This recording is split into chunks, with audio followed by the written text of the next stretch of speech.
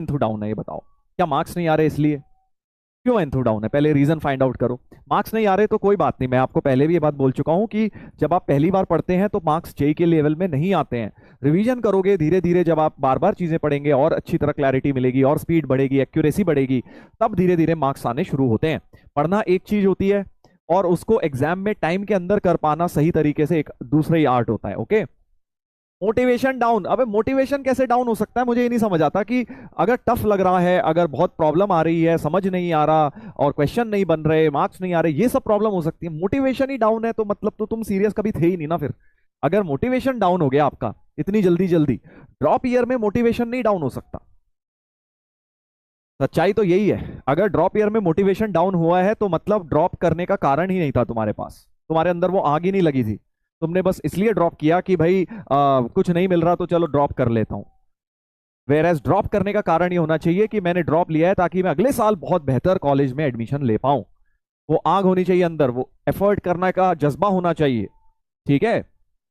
Sir manage नहीं हो पा रहा, जितना हो पा रहा है मैनेज उतना कर लो। किसने बोला है कि सारा कुछ सारे चैप्टर सारे सब्जेक्ट्स के सारे करने ही करने हैं? जो हो रहा है उतना कर लो। 60-70% पढ़ के भी, अच्छी तरह पढ़ के भी लोग जेई मेन आराम से क्लियर कर लेते हैं। ठीक है। तो ये चीज का प्रेशर मत लीजिए, सब अच्छे से नहीं हो पा रहा, सब कुछ अच्छे से वैसे ही नहीं होगा बेटा। एग्जाम में वैसे ही सारे चैप्टर तेरे से होने नहीं है, छोड़ने ही है थोड़े बहुत क्वेश्चन। तो आप अगर एक दो चैप्टर्स छोड़ भी देंगे, ऐसा कोई बहुत बड़ा कोई इसमें वो नहीं हो जाएगा। हम भी छोड़ के गए थे यार। छोड़ने से मेरा मतलब है कि ये नहीं कि बिल्कुल जीरो करके चले गए। अब मान लो जैसे मैट्रिसेस डिटर्मिनेंट कर लिया, सर बहुत ज्यादा प्रैक्टिस नहीं कर पाए, क्लास हमने कर ली, तो उतना एटलीस्ट करके भी अगर आप जेई देने चले जाओगे तो चांसेस है कि अगर इजी टू मीडियम सवाल आ गया फिर आपसे वो इजीली हो जाएगा। छोड़ने का मतलब ये नहीं होता पूरा छोड़ दिया कोई चैप्टर। अपना जो है एंथू हाई रखिए भाई। ये वाला टाइम जो है, देखो सिंपल सी बात है, जो टाइम सब एंथू हाई जब रखते हैं वो तो स्टार्टिंग का टाइम होता है, तब तुमने भी रख लिया तो कोई बहुत बड़ी बात नहीं कर ली।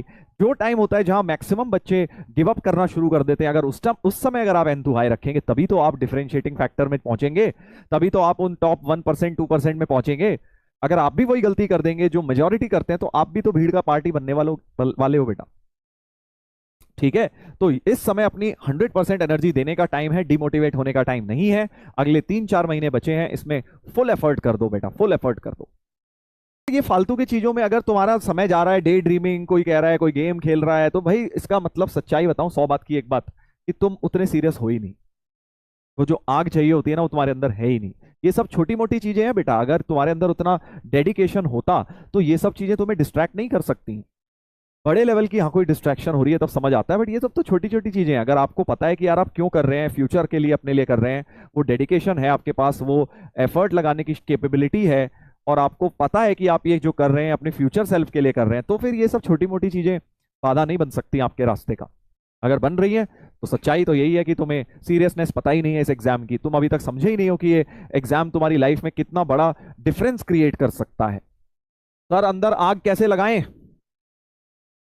अपने आप को इमेजिन करो फ्यूचर में, आज से 10 साल बाद 15 साल बाद अपने आप को कैसे देखते हो? सोचो।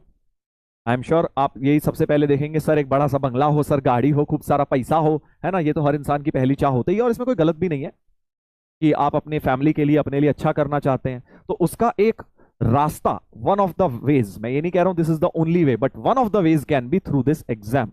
और अगर आप उस लाइफ को पाने के लिए सीरियस हैं तो आप आज की डेट में फिर सीरियस रहेंगे, फिर आपको डिस्ट्रैक्शन नहीं आना चाहिए, नहीं आ सकता, कुछ भी चीज आपको डिस्ट्रैक्ट नहीं कर सकती। या तो वो एम चेंज कर दो कि सर वो एम तो सर हमें ऐसे ही बोल दिया, गाड़ी बंगला हमें नहीं चाहिए सर, हमें पैसा वैसा की बिना भी काम चला लेंगे। या तो वो ड्रीम मत देखो, और अगर ड्रीम देख रहे हो तो फिर ये समझ लो कि आज उसकी सीढ़ी मिली हुई है उस ड्रीम तक पहुंचने की। और अगर उस ड्रीम तक पहुंचना है तो इस एक साल में, अब तो 6 महीने बचे हैं, 100% अपना एफर्ट दे दो।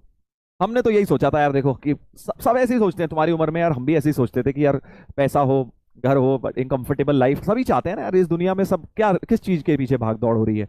एक अच्छी लाइफ के पीछे ही तो हो रही है। तो वो पाने का एक बहुत अच्छा आपको ये अ, रास्ता है आईआईटी जेई। मैं ये नहीं कह रहा हूं कि अगर ये नहीं क्लियर किया तो नहीं मिलेगा, वो मिल जाएगा, तब भी तुम मेहनत करोगे, but this can be one very good way, जो एक क्लियर कट रास्ता है। आगे आगे जाके आपको रास्ते खुद ढूंढने पड़ेंगे और बनाने पड़ेंगे, अपने रास्ते फाइंड आउट करना पड़ेगा, बट ये एक बना बनाया रास्ता मिल रहा है, सिर्फ तुम्हें उस रास्ते पर चलना है।